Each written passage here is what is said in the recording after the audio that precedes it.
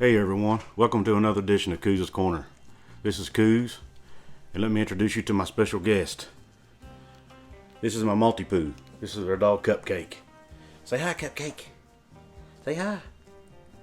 She's not real thrilled about being up here. I had to get her off the couch. Anyway, figured you all would like to see something cuter than me tonight. I'd like to give a shout out to Laura Metz. She's another one of my subscribers. Laura, I appreciate your subscription and your support for Cooz's Corner. The last couple of videos I've done have been about conference realignment and conference shuffling and all this stuff. But tonight I've been wanting to do this show for a while now. West Virginia just did a major facilities upgrade, and I wanted to get to that tonight and kind of go into that a little bit and talk about it. It's a big deal. It's a really big deal for the university and for the football program. So, and I encourage all of you to go read a column written by Bob Hertzel on West Virginia News. Bob is a writer for the Exponent Telegram, but his article is being featured on westvirginianews.com, and I encourage you to go read that article. It talks a lot about it. It's a very comical article as well. It's really fun to read.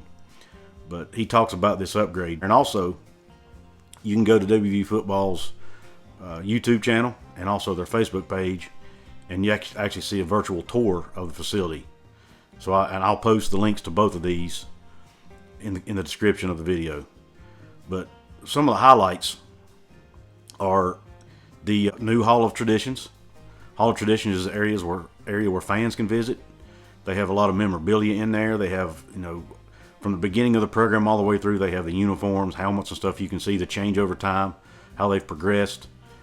They've got, footballs from some of the biggest games in West Virginia football history. You can touch the football and it'll give you some sound effects from that game. For example, they have a football from the Fiesta Bowl when Bill Stewart was coaching us back in 2008. And the famous No Doubt speech that Bill Stewart gave was arguably the most famous speech in West Virginia football history. It's probably famous worldwide by now because it's all, you can watch it on YouTube anytime you want. I bet I've seen it a dozen times or more. Very inspiring speech.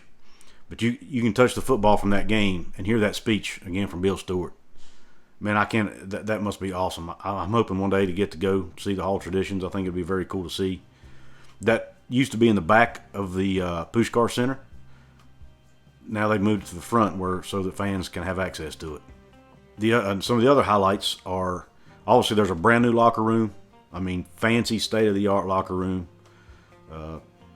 They have a mud room where guys can start taking their uniform off as they come in from practice before they get in the showers.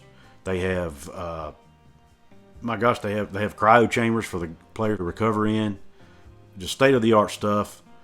They've even got sleep pods, guys. Sleep pods. The players don't have to go back to their dorm to take naps. They can sleep right at the facility if they need to rest up. I mean, you ought to see these things. It looks like something from the Jetsons. I mean, it's really cool. That's actually what Shane Line said on the tour, as you'll see when you click the video. But I mean, it's really neat, and you'll see just amazing stuff. What the technology is like today, and how far football programs will go to attract talent, to attract recruits, and to retain. Now with the transfer portal today, you have to retain your talent as well. But they have a barber shop in there now. I mean, it is really state of the art.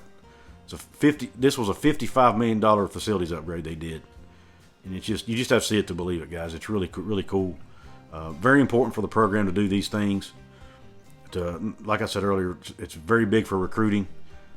It's one of the things that got Nico Marchio, I think, to the program, who's a 4-star quarterback that's coming next year's recruiting class. But I'm telling you guys, just check this tour out online. It's really cool.